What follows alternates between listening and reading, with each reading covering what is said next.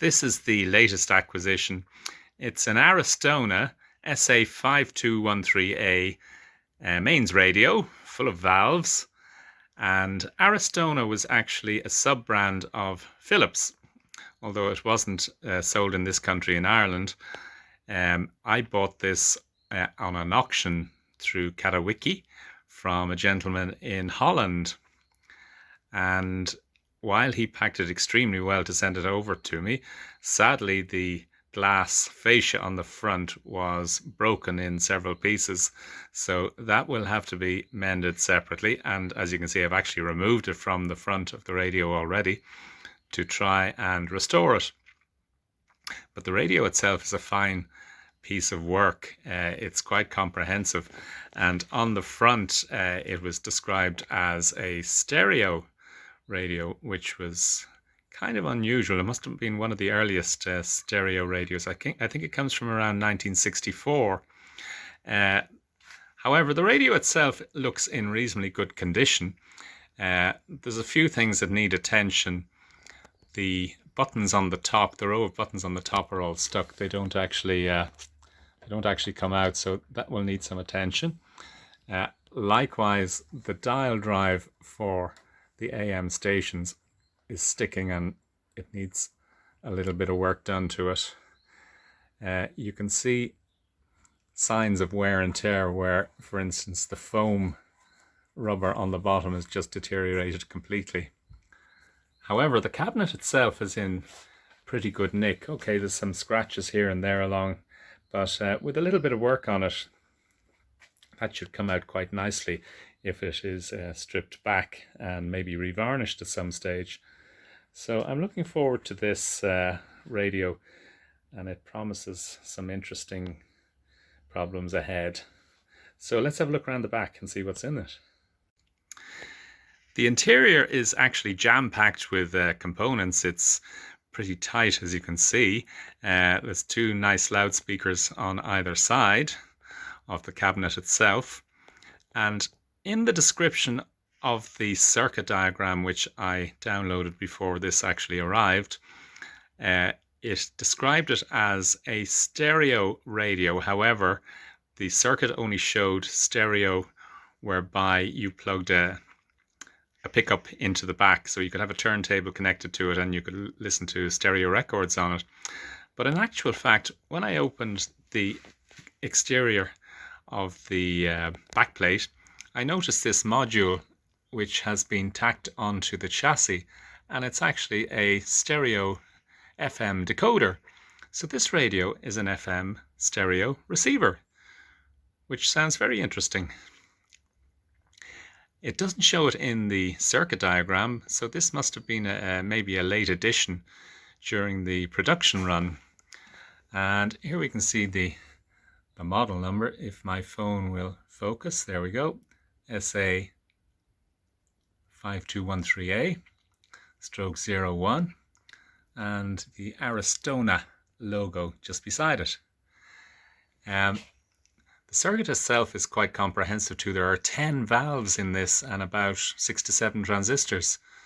So I'm looking forward to working on this to restore it back to its former glory. I did actually connect it up initially to check if it was working, and it works okay. The sound is a little bit tinny on it, so it's going to need some attention.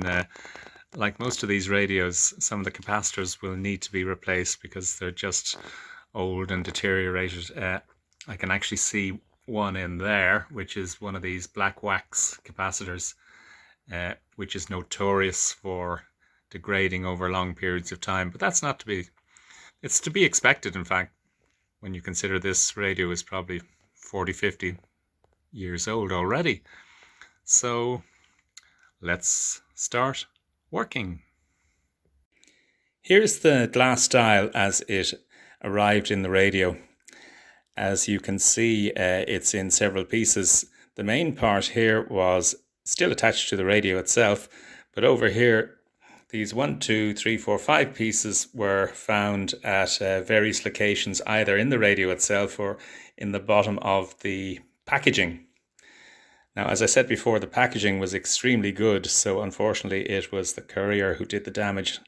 So the plan is to try and join the pieces together, and for that I'm going to use this special Loctite super glue, which is solely for glass. So let's see how we get on. I've reversed the dial and laid it on a piece of greaseproof paper. Hopefully this will stop any glue that leaks down towards the front from sticking to the face of the glass. So hopefully we get a result on this.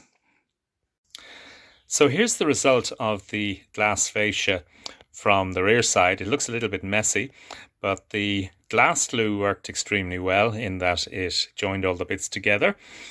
And after which I made up ridges of epoxy glue along the back where the joins were to strengthen the various bits and pieces. Finally then painting over it with black paint to stop light creeping in from the back when it is mounted back into the chassis. And likewise, these splodges are covering tiny little pinprick holes whereby the glass had been scratched when it broke. So I'll turn it over now to let you see the finished article. And this is the result from the front view. So it doesn't look too bad considering the number of pieces that it was broken into, and the black paint also disguises what would be more obvious if light was seeping through from the back. Also, the volume control knob should cover some of that mess in the middle. So that's it for the glass. In fact, that's not it after all, because when I went to fit the glass back onto the chassis to see how it lined up, it didn't line up at all. What happened was that the lumpy bits of resin glue that I used to strengthen the back were actually getting in the way of the faceplate sitting correctly against the chassis, so that wasn't going to work. And as I was moving the glass too, it actually started to crack again along the lines. So it was back to square one, where I scraped off the resin and instead fitted two stainless steel blades, knife blades, along the crack lines to strengthen the area instead and maintaining a flat profile. And just to keep things in line, I fitted two blades on the other end as well, even though it wasn't broken. So this is the latest plan to try and restore the front glass plate as close back to its original condition, even though it's going to look a bit cracked from the front. So we'll see how this one works out. In the meantime, I did some work on the cabinet, which involved stripping it completely with varnish or paint stripper and revarnishing it in a silk finish varnish, 4 or 5 coats, and it's come out pretty good. So over here the chassis is out and mounted into the cradle for further work. One of the first things I did was to repair the switch bank, which apart from being kind of glued, stuck shut, the last button on the right hand side was missing a spring. So I've rigged up, instead of a torsion spring, a tension spring mounted onto a bracket stuck onto the side. So the switch bank is working perfectly now. But one of the first things I noticed while the radio was working and I was getting some sort of reception on it, when you went to tune it in with the control here, it was overshooting each time you went past a station. And when I looked closely, I discovered that the tuning capacitor was actually physically moving back and forth very slightly as you tuned, causing the overshoot. And it turned out that the shaft of the tuning capacitor was actually stuck and moving only with very great difficulty. So I took off the pulley and oiled and greased the shaft, and now it's working perfectly and tuning in nicely. However, the sound was extremely low, as I mentioned earlier, and it took me a long time with head scratching and a little bit of research to find out what the problem was. I had been using this initially on 8-ohm speakers that I have here in the workshop. And while the sound was low, it was also slightly distorted. And only after looking at one of the circuit diagrams I discovered a very unusual thing, in that the speakers for this particular radio are high impedance. So normally you would expect to see a 5-ohm or an 8-ohm speaker in a radio of this type. However, the speakers in this radio turned out to be 800 ohm impedance, which is extremely high. And this is what contributed to the low sound by being played through a normal 8-ohm speaker. So as soon as I connected it back up to the speakers in the radio itself, it worked really nicely. However, that was only the beginning of the job, because a lot of alignment was involved, and with the aid of the signal generator and the oscilloscope here, I spent some time increasing the sensitivity and the selectivity of both the AM channels and the FM channels. So at this stage, the radio is working really well, and just to let you hear what it sounds like, I'll turn up the volume.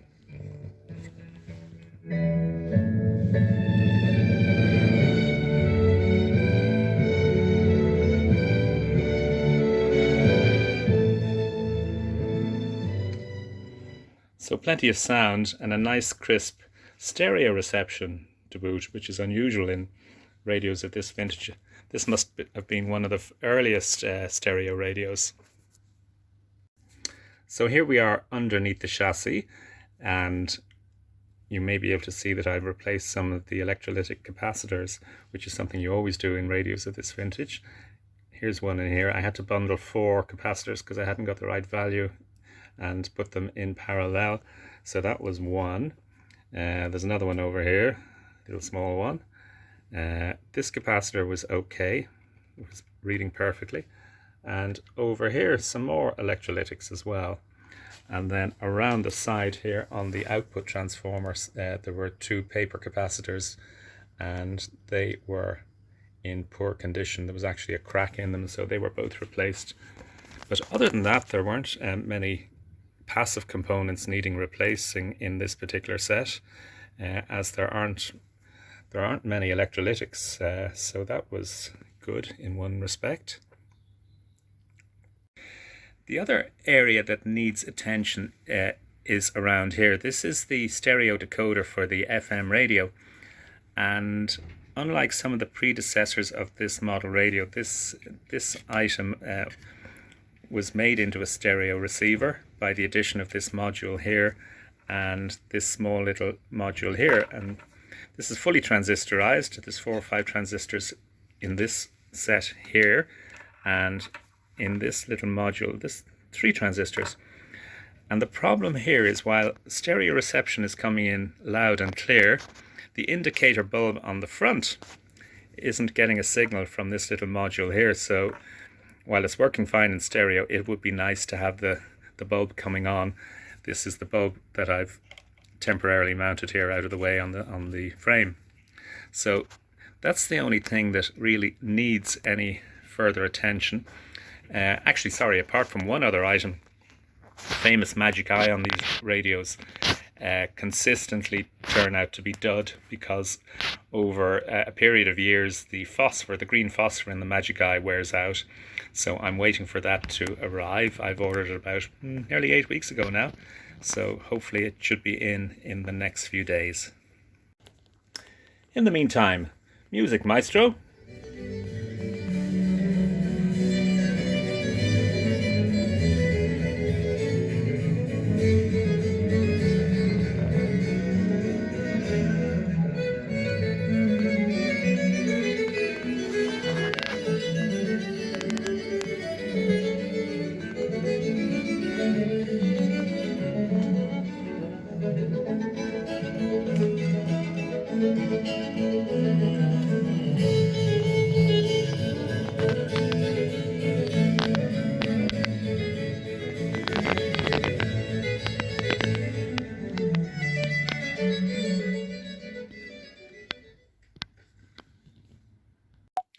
Several weeks have passed by in the meantime because of coronavirus, etc. So things have been slow coming in terms of postage.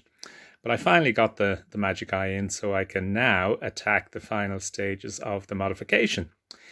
However, in the meantime, I decided to go back and have a look at the stereo decoder because, as I mentioned before, the indicator light wasn't really working. It would come on occasionally, but not really indicate that there was a stereo reproduction.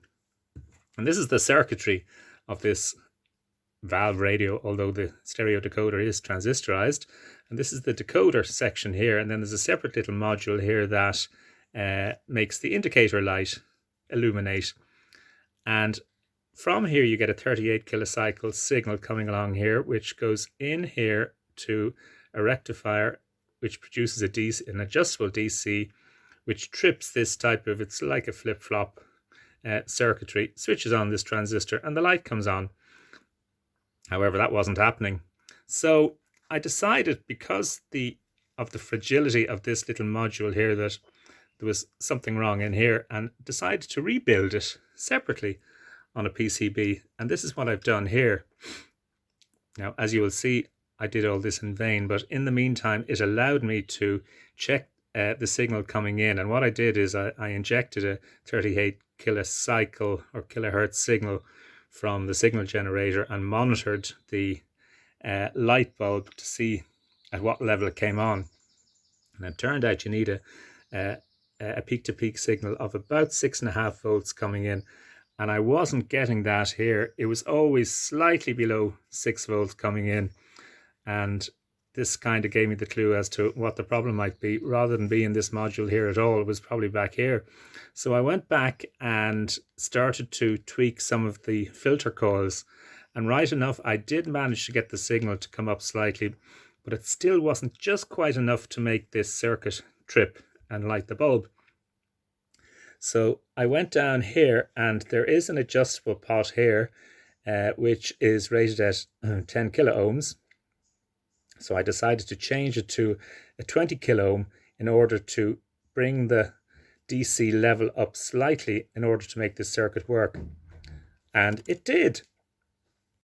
So back at the radio itself, I discarded all my hard work and went back to the original module to check it. And the result was the same. But by replacing the little pot here with this multi-turn pot of a higher value, 20K, I was now able to make the illuminating light, which you can just see tucked in at the very front of the chassis there, work absolutely perfectly in conjunction with tweaking some of these coils in the decoder section. So now we have a stereo light working A1. I then moved over to the Bluetooth section of the conversion. And over here we have the Bluetooth module that I use for some of the radios I restore. And you can see the little Bluetooth module itself sitting on a PCB, and the various bits and pieces to power the Bluetooth module taken from the 6.3 volt heater chain. And it would have the usual things like the bridge rectifier, a couple of smoothing capacitors, a 5 volt regulator, a 5 volt isolator, etc., etc. But over here is something new that I haven't done before. And the idea of this was to make sure that the Bluetooth module only operated when you selected Bluetooth on your vintage valve radio. Because otherwise, if this is running the whole time, it tends to introduce spurious interference to the radio reception. So if it was possible to have this switched off while the radio was on and only powered when the pickup was selected, it would be a bonus. And how I did this was as follows. I noticed that in this radio, the magic eye gets switched off during pickup selection. So I used the absence of this voltage to trip a relay over here in order to disconnect power to the Bluetooth module when the radio was selected. In other words, when the magic eye was on, this relay tripped off. And when the magic eye was off, this relay tripped on, thus feeding the heater voltage to the module and powering the Bluetooth. And it seems to work pretty well. The little modules have now been fitted in place and secured with Velcro pads. the Bluetooth module itself, the output of which is now wired with those two grey leads into the pickup input further in the chassis of the radio. So now it's time to see how the finished article actually works. And here we are, the final result in all its glory, this beautiful Aristona tube stroke valve radio from the late 50s, early 60s. So let's see how it goes. So we switch on and say select FM, and immediately you'll notice that the Bluetooth indicator actually comes on, even though we're on radio at the moment, because of course haven't heated up. But as soon as they do, this should actually switch off, which it does. And the magic eye appears, of course.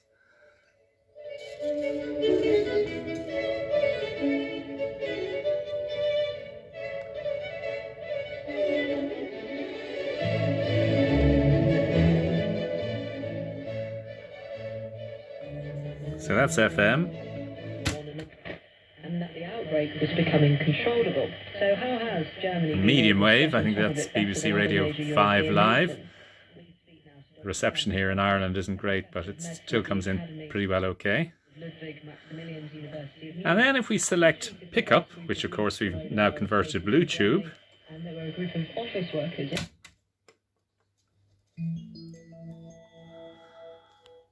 on it comes. So now I can play my iPod through this beautiful stereo tube radio, and this is what it sounds like.